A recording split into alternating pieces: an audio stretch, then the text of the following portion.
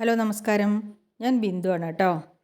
എൻ്റെ ഇന്നത്തെ റെസിപ്പി ഒരു പെരുന്നാൾ സ്പെഷ്യൽ റെസിപ്പിയാണ്. നാടൻ രീതിയിലുള്ള ഒരു മട്ടൻ കറിയുടെ റെസിപ്പി ആയിട്ടാണ് ഞാൻ ഇന്ന് വന്നിരിക്കുന്നത്. നല്ല സ്പൈസിയും ടേസ്റ്റിയുമായ ഈ മട്ടൻ കറി ഉണ്ടാക്കാൻ വളരെ എളുപ്പമാണ്. ഈ വീഡിയോ നിങ്ങൾക്ക് ഇഷ്ടമാവുകയാണെങ്കിൽ ലൈക്ക് ചെയ്യാനും ഫ്രണ്ട്സിനും റിലേറ്റീവ്സിനും ഷെയർ ചെയ്യാനും മറക്കരുതേ. പിന്നെ എൻ്റെ ചാനൽ സബ്സ്ക്രൈബ് ചെയ്യാതെ കാണുന്ന കൂട്ടുകാരുണ്ടെങ്കിൽ പ്ലീസ് ഒന്ന് സബ്സ്ക്രൈബ് ചെയ്യണം കേട്ടോ. ബെല്ലൈക്കൺ പ്രസ് ചെയ്ത് ഓൾ എന്ന ഓപ്ഷൻ കൊടുക്കാനും മറക്കരുതേ. അപ്പോൾ റെസിപ്പിയിലേക്ക് കിടക്കാം. കറി ഉണ്ടാക്കാൻ വേണ്ടി ഞാൻ 1/2 കിലോ മട്ടൻ എടുത്തിട്ടുണ്ട്. ഇതിനു വേണ്ടി 3 സവാള, 1 തക്കാളി, ഒരു ചെറിയ കഷ്ണം ഇഞ്ചി, 10 അല്ലി വെളുത്തുള്ളി, 2 പച്ചമുളക്. എൻ്റെ കയ്യിലുള്ളത് നാടൻ പച്ചമുളകാണ്, നെയ്മുളക് എന്നൊക്കെ പറയും. ഇതിന് നല്ല എരിവുണ്ട് കേട്ടോ, അതുകൊണ്ടാണ് ഞാൻ 2 എടുത്തത്. സാധാരണ പച്ചമുളകാണെങ്കിൽ 5-6 ഒക്കെ എടുക്കേണ്ടി വരും. അവരവരുടെ കയ്യിലുള്ള പച്ചമുളകിൻ്റെ എരിവ് അനുസരിച്ച് പച്ചമുളക് എടുക്കാം കേട്ടോ. അപ്പോൾ ഇനി ഇത് തൊലിയൊക്കെ കളഞ്ഞ് അരിഞ്ഞെടുക്കാം. ഇത് കൂടാതെ ഇതിലേക്ക് പൊടികൾ ആവശ്യമുണ്ട്. അത് ഏതൊക്കെയാണ് ചേർക്കണേ, എത്ര അളവിലാണെന്നുള്ളത് ചേർക്കുന്ന സമയത്ത് പറഞ്ഞു കേട്ടോ. കുക്കർ അടുപ്പത്ത് വെച്ചു.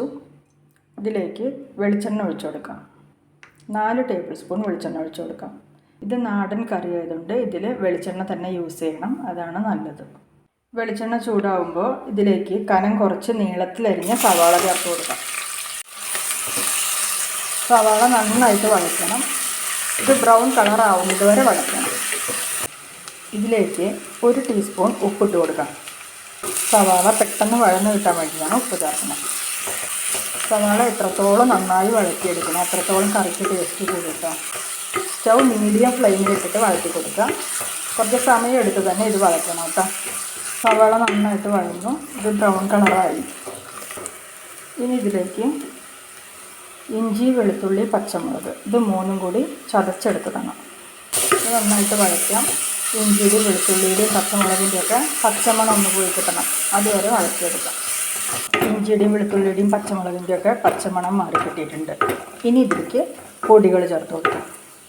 1/2 ടീസ്പൂൺ മഞ്ഞൾപ്പൊടി, 1 ടീസ്പൂൺ മുളക് പൊടി, 2 ടേബിൾ സ്പൂൺ മല്ലിപ്പൊടി, 1 ടേബിൾ സ്പൂൺ കുരുമുളക് പൊടി. കുരുമുളക് പൊടിയേക്കാൾ നല്ലത് ക്രഷ്ഡ് പെപ്പറാണ്. എൻ്റെ കയ്യിൽ ക്രഷ്ഡ് പെപ്പർ ഇല്ല, അതുകൊണ്ടാണ് ഞാൻ കുരുമുളക് പൊടി ചേർക്കുന്നത് കേട്ടോ. ഗരം മസാല 1 ടീസ്പൂൺ. ഇത്രയും പൊടികൾ ചേർത്തിട്ട് നന്നായിട്ട് വഴറ്റിയെടുക്കുക. പൊടികളുടെ പച്ചമണമൊക്കെ മാറുന്നത് വരെ നന്നായി വഴറ്റി കൊടുക്കുക. പൊടികളുടെ പച്ചമണമൊക്കെ മാറി കിട്ടിയിട്ടുണ്ട്. ഇനി ഇതിലേക്ക് 1 തക്കാളി അരച്ചതാണ് കേട്ടോ. അത് ഞാനൊരു തക്കാളി എടുത്തിരുന്നു, പഴുത്ത തക്കാളിയാണ്. അത് ഒട്ടും വെള്ളമില്ലാതെ അരച്ചെടുത്തതാണ്. തക്കാളി എന്തിനങ്ങനെ അരച്ച് ചേർക്കണമെന്ന് വെച്ചാൽ ഈ കറിക്ക് നല്ല കൊഴുപ്പും നല്ല ടേസ്റ്റൊക്കെ കിട്ടാനാണ് തക്കാളി അരച്ച് ചേർക്കുന്നത്. ഇനി തക്കാളിയുടെ പച്ചമണം മാറുന്നത് വരെ ഒന്നിങ്ങനെ വഴറ്റി കൊടുക്കാം. ഇതെല്ലാം ചെയ്യുന്നത് സ്റ്റൗ സിമ്മിൽ വെച്ചിട്ടാണ് കേട്ടോ. സ്റ്റൗ കൂട്ടി വയ്ക്കരുത്, സിമ്മിൽ വെച്ചിട്ട് വേണം ഇതെല്ലാം ചെയ്യാൻ.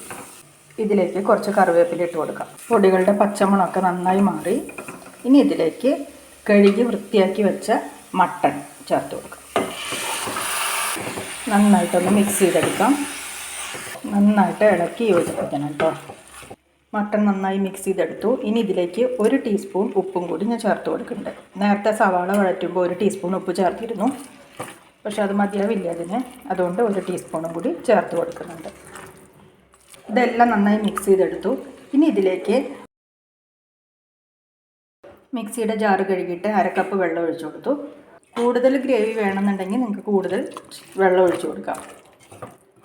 ഞാനിവിടെ 1/2 കപ്പ് വെള്ളമേ ഒഴിച്ചു കൊടുക്കണുള്ളൂ കേട്ടോ. ഇനി ഇത് നന്നായിട്ടൊന്ന് ഇളക്കി യോജിപ്പിച്ചിട്ട് കുക്കർ അടയ്ക്കാം. സ്റ്റൗ മീഡിയത്തിൽ വെച്ച് 4 വിസിലടുപ്പിച്ചു. എയർ ഫുൾ പോയതിന് ശേഷം കുക്കർ തുറന്നു. നന്നായിട്ട് വെന്ത് കിട്ടിയിട്ടുണ്ട് കേട്ടോ. മട്ടൺ നന്നായിട്ട് വെന്തു, ആവശ്യത്തിന് ഗ്രേവി ഉണ്ട്. ഈ സമയത്ത് ഇത് ഉപ്പ് മതിയെന്നൊക്കെ നോക്കണം. ഉപ്പ് പോരാൻ തോന്നുകയാണെങ്കിൽ കുറച്ച് പൊടിയുപ്പ് ചേർത്ത് കൊടുക്കാം. കുക്കർ തുറന്ന സമയത്ത് ഇതിലേക്ക് കുറച്ച് കറിവേപ്പില ഇട്ട് കൊടുക്കാം. ഒന്നും കൂടി നന്നായിട്ട് ഇളക്കാം.